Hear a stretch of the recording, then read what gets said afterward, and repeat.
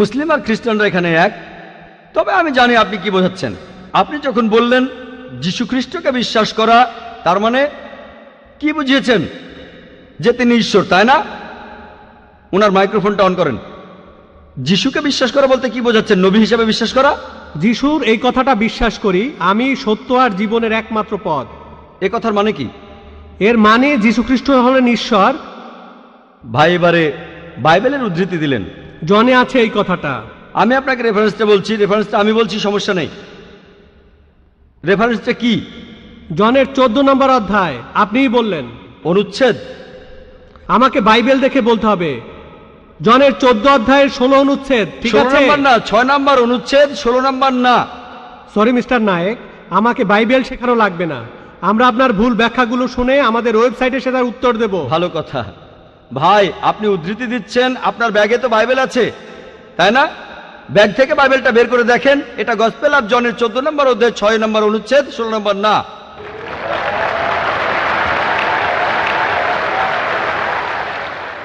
আর আপনি বললেন ঈসা মসীহ আলাইহিস সালাম, তিনি বলেছেন যে তিনি ছিলেন ঈশ্বর। আপনার প্রশ্নতে পরে আসছি। প্রশ্নের উত্তরটা দেওয়ার আগে আমি একটা কথা বলে নিই। আমি বাইবেল পড়েছি। গোটা বাইবেলের মধ্যে পরিষ্কারভাবে বলা এমন একটা কথাও নেই যেখানে যিশু বা ঈসা আলাইহিস সালাম নিজে বলেছেন আমি ঈশ্বর আর আমার উপাসনা করো। যদি কোনো খ্রিস্টান আমাকে দেখাতে পারেন গোটা বাইবেলের মধ্যে পরিষ্কারভাবে বলা মাত্র একটি কথা যে ঈসা আলাইহিস সালাম নিজেই বলেছেন যে আমি ঈশ্বর আর আমার উপাসনা করো, তাহলে আমি ডক্টর জাকির নাইক আজকেই খ্রিস্টান ধর্ম গ্রহণ করব। আমি অন্য মুসলিম ভাইদের পক্ষ থেকে এই কথা বলছি না। আমি আমার মাথাটা তরবারির তলে রাখছি। আমি বিভিন্ন ধর্মের উপর একজন ছাত্র। আপনি বাইবেল পড়েছেন আর আমিও পড়েছি বাইবেল। আপনি বললেন যে আপনাকে বাইবেল শেখানো লাগবে না। ঈসা আলাইহিস সালাম এই কথা নিজে বলেছেন, সত্যকে খোঁজো, সত্যই তোমাকে মুক্ত করবে। ইনশাল্লাহ আজকে আপনি সত্য দেখবেন আর ইনশাল্লাহ সত্য আপনাকে মুক্ত করবে। আমি কথাটা আবার বলছি, গোটা বাইবেলে পরিষ্কারভাবে বলা এমন একটা কথাও নেই যেখানে যিশু বা ঈসা আলাইহিস সালাম নিজেই বলেছেন আমি ঈশ্বর আর আমার উপাসনা করো। আপনারা যদি বাইবেল পড়েন, ঈসা আলাইহিস সালাম তার নিজের মুখেই বলেছেন। এটা আছে গসপেল অফ জন 14 নম্বর অধ্যায়ের 28 অনুচ্ছেদে। বলেছেন আমার পিতা আমার চাইতে মহান। গসপেল অফ জন 10 নম্বর অধ্যায়ের 29 অনুচ্ছেদ। আমার পিতা সবার চাইতে মহান। গসপেল অফ ম্যাথিউ 12 নম্বর অধ্যায়ের 28 অনুচ্ছেদ। আমি ঈশ্বরের আত্মার সাহায্যে শয়তানকে তাড়িয়ে দেই। গসপেল অফ লুক 11 নম্বর অধ্যায়ের 20 অনুচ্ছেদ। আমি ঈশ্বরের আঙ্গুলের সাহায্যে শয়তানকে তাড়িয়ে দেই। গসপেল অফ জন 5 নম্বর অধ্যায়ের 30 অনুচ্ছেদ। আমি আমার নিজের থেকে কিছুই করতে পারি না, আমি এখানে বিচার করি আর আমার বিচার সঠিক, কারণ আমি আমার ইচ্ছায় কাজ করি না, আমার পিতার ইচ্ছায় কাজ করি। যদি কেউ বলে সে আল্লাহর ইচ্ছা মতো কাজ করে, সে একজন মুসলিম। ঈসা আলাইহিস সালাম একজন মুসলিম, তিনি নিজেকে ঈশ্বর বলেননি। বুক অব অ্যাক্টসে পরিষ্কার বলা আছে 2 নম্বর অধ্যায়ের 22 অনুচ্ছেদ। বলা হয়েছে হে ইসরায়েলের সন্তানেরা, একথা শোনো, নাজারেত শহরের যিশু ঈশ্বর প্রেরিত একজন পুরুষ তোমাদের মাঝে। সে অনেক অলৌকিক কাজ করবে, সেগুলো তাকে ঈশ্বর করাবেন, তোমরা তার সাক্ষী থাকবে। ঈশ্বর প্রেরিত একজন পুরুষ তোমাদের মাঝে, সে অনেক অলৌকিক কাজ করে দেখাবে, ঈশ্বর তাকে দিয়ে করাবেন আর তোমরা তার সাক্ষী থাকবে। তাই বাইবেল স্পষ্ট করে বলছে যে ঈসা আলাইহিস সালাম ছিলেন একজন মানুষ, তিনি আল্লাহ তাআলার প্রেরিত একজন রাসূল, কিন্তু আল্লাহ নন। গোটা বাইবেলের মধ্যে পরিষ্কারভাবে এমন একটা কথাও নেই যেখানে ঈসা আলাইহিস সালাম নিজেই বলেছেন যে আমি ঈশ্বর, আমার উপাসনা করো। আপনি একটা উদ্ধৃতি দিয়ে সেটা প্রমাণ করতে চাইলেন যে গসপেল অফ জন 14 নম্বর অধ্যায়ের 6 অনুচ্ছেদে বলা হয়েছে যিশু বা ঈসা আলাইহিস সালাম নিজেই বলেছেন আমি সত্য আর জীবনের একমাত্র পথ, আমাকে ছাড়া আমার পিতার কাছে কেউ যেতে পারবে না। এখানে প্রসঙ্গ ছাড়া উদ্ধৃতি দিচ্ছেন। লোকজন পবিত্রকরণের আয়াত নিয়ে প্রসঙ্গ ছাড়া উদ্ধৃতি দেয় দুর্নাম করতে। একইভাবে খ্রিস্টান মিশনারিরা বাইবেলের প্রসঙ্গ ছাড়া উদ্ধৃতি দেয়। আপনাকে একটা সত্য কথা বলি, আপনার বাইবেলটা খোলেন, যদি সন্দেহ থাকে বাইবেলটা খোলেন, প্রসঙ্গ জানতে 1 নম্বর অনুচ্ছেদটা পড়েন। গসপেল অফ জন 14 নম্বর অধ্যায়ের 1 অনুচ্ছেদ বলছে যে তোমরা ভয় পাচ্ছ কেন? যিশু বা ঈসা আলাইহিস সালাম বলছেন যদি তোমরা ঈশ্বরকে বিশ্বাস করো তাহলে আমাকে বিশ্বাস করো। আমার পিতার রাজ্যে অনেক প্রাসাদ আছে, আমি সেখানে গিয়ে তোমাদের জন্য জায়গা তৈরি করব। আমি যখন যাব আমি তখন বলবো। শিষ্যরা বলল আপনি কোথায় যাবেন? তোমরা জানো না আমি কোথায় যাব? তারা বলল না। তখন শিষ্যরা বলল যে আমাদের পথ দেখান, আপনি যেখানে যাবেন। তখন যিশু বা ঈসা আলাইহিস সালাম বললেন আমি সত্য আর জীবনের একমাত্র পথ। শিষ্যরা তখন বলল ঈসা আলাইহিসসালামকে যে আমাদের সেই পথ দেখান। ঈসা আলাইহিসসালাম তখন বললেন, আমি সত্য আর জীবনের একমাত্র পথ, আমাকে ছাড়া আমার পিতার কাছে কেউ যেতে পারবে না। আমরা মানি যে নবীগণ যখন এসেছিলেন প্রত্যেক নবী ছিলেন সত্য আর জীবনের দেখানো পথ, সেই নবীদের ছাড়া কোনো মানুষই আল্লাহর কাছে যেতে পারতো না। আর যীশু খ্রিস্টের সময়ে আমি বাইবেলের কথা মানছি, যীশু বা ঈসা আলাইহিস সালাম তিনিই ছিলেন সত্য আর জীবনের একমাত্র পথ। যীশু খ্রিস্টের শিক্ষা ছাড়া কোনো মানুষই তখন আল্লাহর কাছে যেতে পারতো না। মুসা নবীর সময়ে তিনি ছিলেন সত্য আর জীবনের পথ। মুসা আলাইহিস সালামের শিক্ষা ছাড়া কোনো মানুষই আল্লাহর কাছে যেতে পারতো না। এখন দেখেন, ঈসা আলাইহিস সালাম নিজেই বলেছেন, আমি তোমাদের অনেক কথা বলতে চাই। শিষ্যদের বলছেন, এটা আছে গসপেল অফ জন 16 নম্বর অধ্যায়ের 12 থেকে 14 অনুচ্ছেদে, আমি তোমাদের অনেক কথা বলতে চাই, কিন্তু তোমরা সেগুলো এখন বুঝবে না, কারণ যখন সেই সত্যের আত্মা আসবে সে তোমাদের সত্যের পথে নিয়ে যাবে। সে তার নিজের কথা বলবে না, যা শুনবে সে কথাই বলবে, সে তোমাদের ভবিষ্যতের কথা বলবে, আমাকে মহিমান্বিত করবে। আর এখন দেখবেন, ভালো করেই দেখবেন যে নবীজি মুহাম্মদ সাল্লাল্লাহু আলাইহি সাল্লাম তিনি সত্য আর জীবনের একমাত্র পথ। মুহাম্মদ সাল্লাল্লাহু আলাইহি সাল্লাম যা শিখিয়েছেন সেগুলো ছাড়া কেউ আল্লাহর কাছে যেতে পারবে না। আর মুহাম্মদ সাল্লাল্লাহু আলাইহি সাল্লাম ছিলেন সর্বশেষ আর চূড়ান্ত নবী। এখনকার দিনে দেখবেন, হোক সেই লোক বাস করছে আমেরিকায়, কানাডায়, ইংল্যান্ডে, ইন্ডিয়ায়, সৌদি আরবে, পৃথিবীর যেখানেই থাকুক, এখনকার দিনে সবার জন্য মুহাম্মদ সাল্লাল্লাহু আলাইহি সাল্লাম তিনি হলেন পথ, সত্য আর জীবনের। মুহাম্মদ সাল্লাল্লাহু আলাইহি সাল্লাম যা শিখিয়েছেন সেগুলো ছাড়া কেউ আল্লাহর কাছে যেতে পারবে না। আর প্রায় সব ধর্মগ্রন্থ এরকম কথা বলছে, এমনকি বাইবেলও। আশা করি আপনি সত্যটা জানতে পেরেছেন, আর ইনশাআল্লাহ আপনি সত্যের কাছে এসেছেন, সত্য আপনাকে মুক্ত করবে।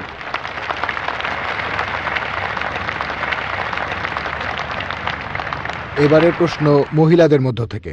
কোনো অমুসলিম বোন প্রশ্ন করতে চাইলে তিনি মাইকের সামনে এসে প্রশ্ন করতে পারেন। গুড ইভিনিং স্যার, আমি পেশায় একজন শিক্ষিকা। এছাড়াও আমি ইসলাম ও অন্যান্য ধর্ম নিয়ে রিসার্চ করি। আপনার নামটা কি জানতে পারি? আমি নীলিমা। আপনার লেকচারের জন্য অসংখ্য ধন্যবাদ। তবে আমি কিছু ব্যাপারে একটু জানতে চাই। যেমন, আপনি ভবিষ্যৎ পুরাণের কথা বললেন, 3য় খণ্ডের 3য় অধ্যায় 5 থেকে 8 নম্বর শ্লোক। আমি আপনাকে আরেকটা ব্যাপার জানিয়ে রাখি যে হয়তো আপনিও এটা জানেন। ধরেন, ঈশ্বর যে নবীকে পৃথিবীতে পাঠান, সেই নবী তার উদ্দেশ্যে বলা ভবিষ্যৎবাণীগুলো পূরণ করবেন।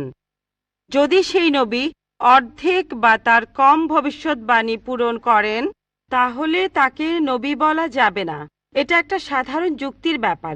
এবারে ভবিষ্য পুরাণার কথা বলি। আপনি সেই ম্লেচ্ছ নেতার কথা বললেন, আর বললেন তিনি নবী মুহাম্মদ ছাড়া আর কেউ নন। আচ্ছা, আমি আপনার কথার প্রথম অংশটা মেনে নিচ্ছি, কিন্তু পরের অংশটা আপনি ব্যাখ্যা করে বলেননি। এখন আপনাকে বলি, ম্লেচ্ছ একটা সংস্কৃত শব্দ, আর সংস্কৃত ডিকশনারি অনুযায়ী ম্লেচ্ছ শব্দটার অর্থ অনার্য অথবা পাপী অথবা খারাপ লোক। ম্লেচ্ছ শব্দটার এই 3টা অর্থ হয়। তাহলে কি বলা যায় মুহাম্মদ ছিল পাপী অথবা খারাপ লোক?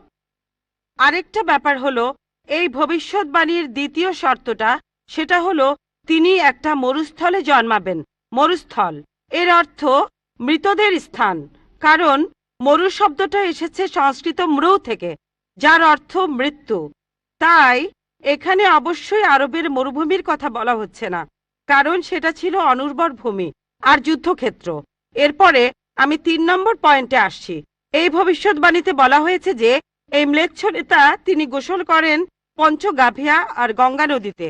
আর এটা আমরা সবাই জানি যে গঙ্গা নদী, এই নদীটা আরবে নয়, গঙ্গা নদী রয়েছে ইন্ডিয়ায়। এটা পৃথিবীর সবাই জানে। এবার পঞ্চগাভিয়ায় গোসল করা সম্পর্কে বলি। পঞ্চগাভিয়া মানে গরু থেকে উৎপন্ন 5টা উপাদান।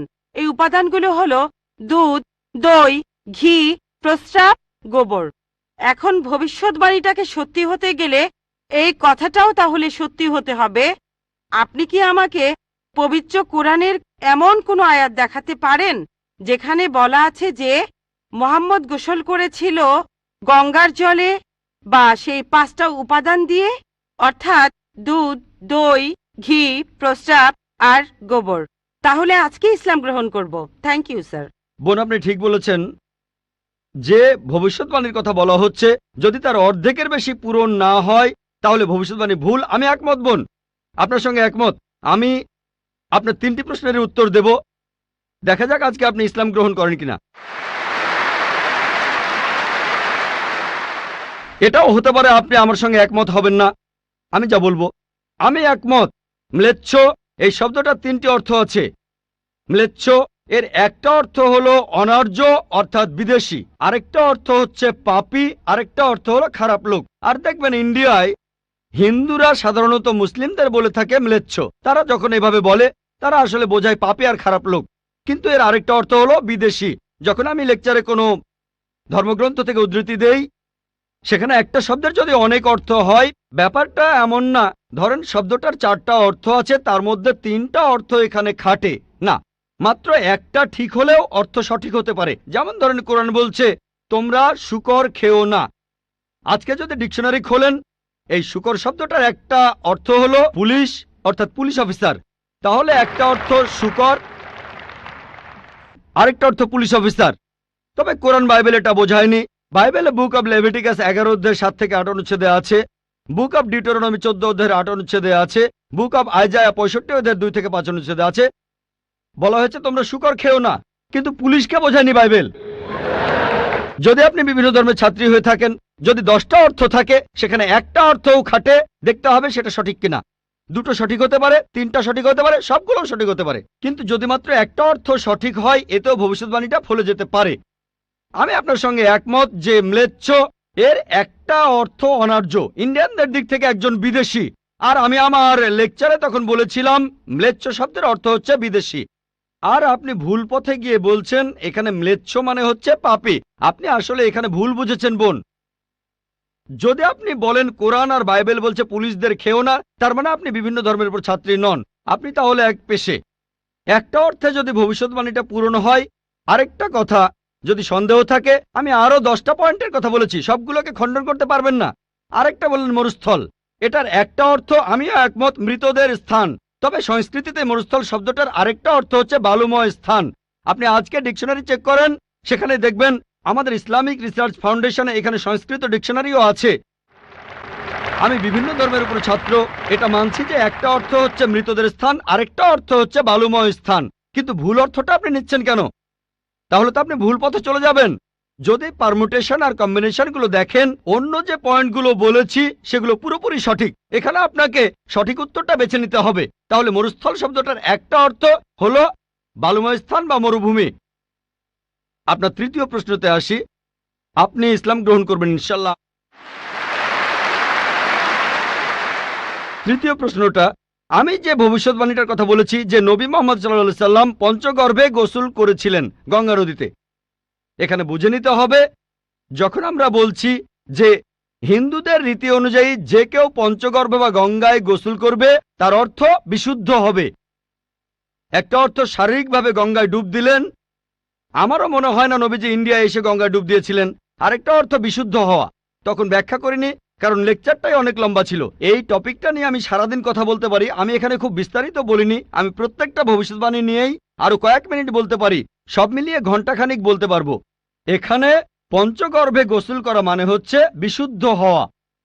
এখানে প্রসঙ্গটা বুঝতে হবে, শারীরিকভাবে গোসল করার অর্থ এখানে বলা হয়নি। আর আপনি গঙ্গার পানিতে ডুব দিলেই বিশুদ্ধ হয়ে যাবেন এমন কোনো নিশ্চয়তা নেই, বিশুদ্ধ না হওয়ার সম্ভাবনাই বেশি। এটা হচ্ছে হিন্দুদের রীতি অনুযায়ী বলা। তাই এখানে ভবিষ্যৎবাণীটা বলছে যে নবী মুহাম্মদ সাল্লাল্লাহু আলাইহি সাল্লাম পঞ্চগর্ভে গোসল করেছিলেন।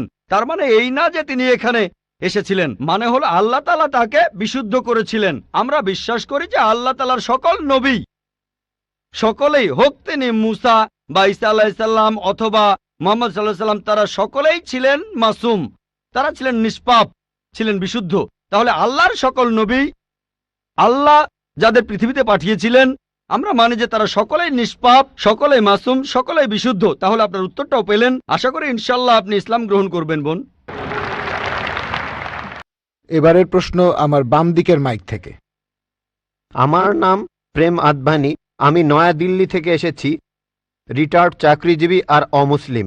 আমার প্রশ্নটা হলো, ইসলামের অতীত ইতিহাস খুবই গৌরবের, বর্তমানেও ইসলাম ধর্মের মাথা উঁচু করে থাকার কথা ছিল। আমার মনে হয় মুসলিমদের কাজকর্মের মধ্যে স্বচ্ছতা থাকা উচিত, অন্য সব মানুষকেও তাদের জানতে দেওয়া উচিত যে তারা কি কি কাজ করেছে বিভিন্ন মাদ্রাসা আর মসজিদ ইত্যাদি জায়গায়, যাতে করে মানুষজন জানতে পারে যে এসব জায়গায় কি হচ্ছে। তখন ব্যাপারটা অনেক স্বচ্ছ হবে, কেউ তখন আর ভুল বুঝবে না। ধন্যবাদ ভাই, খুব সুন্দর প্রশ্ন করেছেন। তবে আপনার উত্তর দেওয়ার আগে আগের বোন যে প্রশ্নগুলো করেছিলেন সে ব্যাপারে কিছু কথা বলি। তার 3টা প্রশ্ন।